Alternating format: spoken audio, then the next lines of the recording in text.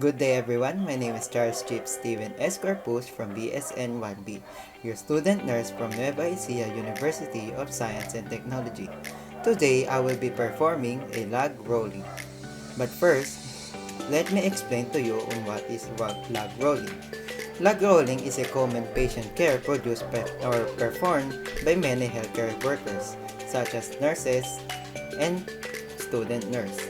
The purpose of log rolling is to maintain the alignment of the spine of the patient that has been through a spinal surgery or if the patient has a spinal injury. So, let's start.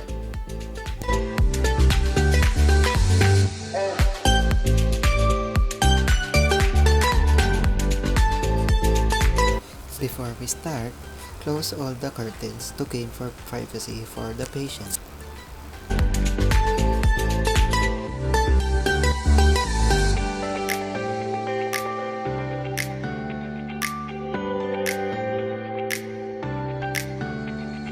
Good day, sir. My name is Charles Chief Steven S. Corpus, and today I will be your student nurse from Nueva Ecija University of Science and Technology. Pwede ko po bang malaman ng inyong pangalan at birthday? Ako po si William D. S. Corpus. Ang birthday ko po ay December 5, 1999. Okay, sir. Today po, i-perform po natin sa inyo or gagawin po natin is log rolling. Igigilid ko lang po kayo saglit and itatagilid ko po kayo para hindi po kayo mangawit sa pwesto nyo. So, bago po tayo mag-start is mag-perform po muna ako ng hand hygiene. And ito po ang magiging aking partner sa gagawin ito. Good morning, sir. Kamusta po kayo?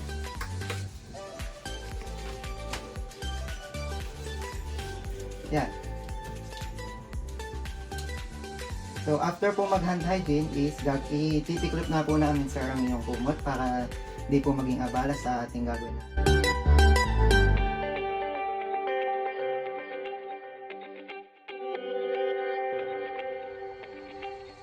So, sir, may I ask you to put your hands in your chest para di po kayo.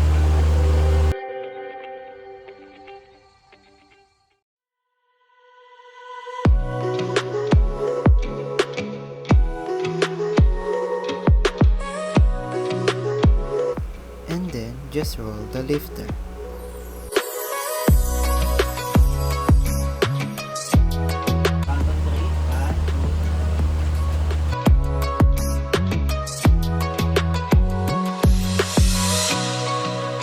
Lift the patient's leg and put a pillow underneath so that the patient's leg won't dangle around.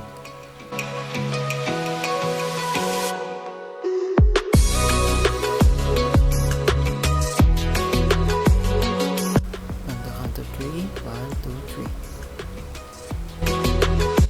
After pulling the patient towards you, ask your partner to put a pillow on the back of the patient to maintain its position. We can add another pillow in front of the patient so the patient will feel more comfortable.